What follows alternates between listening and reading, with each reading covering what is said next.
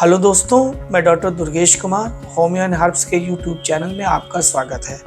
आज का विषय है प्रोस्टेटाइटिस, यानी प्रोस्टेट ग्लैंड्स में इन्फेक्शन या दूसरे शब्दों में स्वेलिंग कह सकते हैं। यह एक बहुत ही कॉमन पुरुषों में होने वाली यूरोजेनिटल प्रॉब्लम है, यानी पेशाब के मार्ग में उत्पन्न होने वाली एक बहुत कॉमन समस्या है। इसकी वजह से लोगों को पेशाब करने में दिक्कत होती है। ऐसा महसूस होता है कि यूरिन अभी यूरिनरी ब्लैडर में रखी हुई है, पूरी तरह से इवैक्यूएट नहीं हुई है। पेन होता है, जलन होती है और कभी कभी कुछ लोगों में हल्का सा ब्लड भी दिखता है। यूरिन ड्रॉप बाय ड्रॉप होती है और कभी कभी ऐसा भी होता है, कुछ स्ट्रक्चर हो जाता है तो यूरिन दो धार की भी होने लगती है और काफी समय लगता है। प्रोस्टेटाइटिस दो प्रकार की होती है, एक होती है एक्यूट, दूसरी होती है क्रॉनिक। एक्यूट टाइप की प्रोस्टेटाइटिस अधिकतम एल्डरली पीपल में होती है, यानी अधिक उम्र के व्यक्तियों में होती है। इसका जो ऑनसेट होता है बहुत तेज होता है, यानी तुरंत क्विक, अभी तक आपकी यूरिन ठीक है, उसके अलावा अचानक पेन होने लगता है या जलन होने लगती है। इसमें देखने से लगता है ज्यादातर लोगों की हिस्ट्री में या तो शुगर पेशेंट होते हैं या फिर उनको एनलार्ज होती है प्रोस्टेट ग्लैंड, यानी प्रोस्टेट ग्लैंड पहले से ही बढ़ी हुई होती है। प्रोस्टेट ग्लैंड का एक जो नॉर्मल वेट होता है 20 to 25 ग्राम का होता है, लेकिन जब ये बढ़ जाता है तो यह यूरेथ्रा में यानी पेशाब की नली में रुकावट पैदा करता है, उसमें प्रेशर देता है जिससे पेशाब करने में परेशानी होती है और यूरिन का कुछ पोर्शन रेजिडुअल रूप में यूरिनरी ब्लैडर में रुका रहता है। एक्यूट प्रोस्टेटाइटिस में एक खास सिम्टम्स होता है कि फीवर भी आता है और पेशेंट्स को जाड़ा भी लगता है। कुछ लोगों में ब्लड भी आता है और यूरिन ड्रॉप बाय ड्रॉप होती है। ये ऐसा प्रोस्टेट ग्लैंड में इन्फेक्शन होने की वजह से होता है। ज्यादातर इन्फेक्शन बैक्टीरियल ही होता है। इसके अलावा क्रॉनिक प्रोस्टेटाइटिस जो होती है ये अधिकतर यंगर पीपल में या मिडिल एज पुरुषों में पाई जाती है। इसमें किसी भी प्रकार की कोई हिस्ट्री प्रोस्टेट ग्लैंड के एनलार्ज की या शुगर की नहीं मिलती है। और एक और खास सिम्टम्स होता है कि इनके पेशेंट में किसी प्रकार का फीवर व जाड़ा लगना या चिल भी नहीं रहता है। फिर भी इनमें सिम्टम्स वही रहते हैं, लो बैकेज होता है, यूरिन इवैक्यूएट नहीं हो पाती, पूरी खाली नहीं होता है यूरिनरी ब्लैडर, और पेरिनियल रीजन में पेन होता है और पेशाब करने में दिक्कत महसूस होती है, जलन होती है। प्रोस्टेट ग्लैंड का टेस्ट कराने में इन्वेस्टिगेशन भी बहुत आसान है।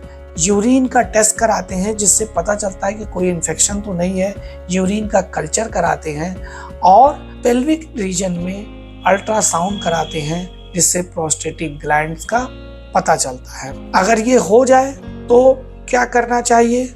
सर्वप्रथम तो जो इन्फेक्शन का काज पता करना चाहिए क्या है, उसका प्रॉपर ट्रीटमेंट लेना चाहिए।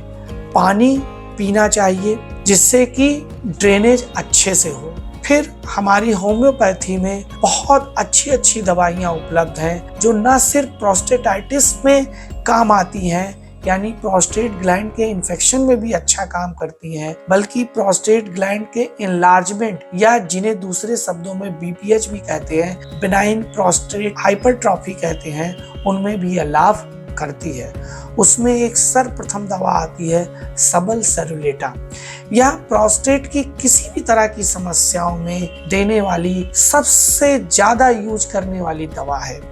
सबल सेरुलेटा जब भी पेशाब में परेशानी हो, पेशाब रुक के आ रहा हो और पेनफुल हो रहा हो, पूरा यूरिनरी ट्रैक्ट में पेन होता हो, जलन होती हो, तो यह दवा बहुत अच्छा काम करती है। सबल सेरुलेटा की 10-10 बूंद दिन में 3 बार देने से काफी लाभ मिलता है। उसके अलावा एक दूसरी दवा है चीमाफिला, यह भी मदर टिंचर के फॉर्म में ले जाती है और बहुत अच्छा काम करती है। इसमें एक खास सिम्टम्स होता है, कि यूरिन पास करने में तो दिक्कत होती ही है, लेकिन अगर पेशेंट दोनों पैरों को फैला करके अगर आगे की ओर झुकता है तो यूरिन थोड़ा आसानी से हो जाती है। अगर इस तरह का सिम्टम्स है तो चिमाफिला मदर टिंचर बहुत अच्छा काम करती है।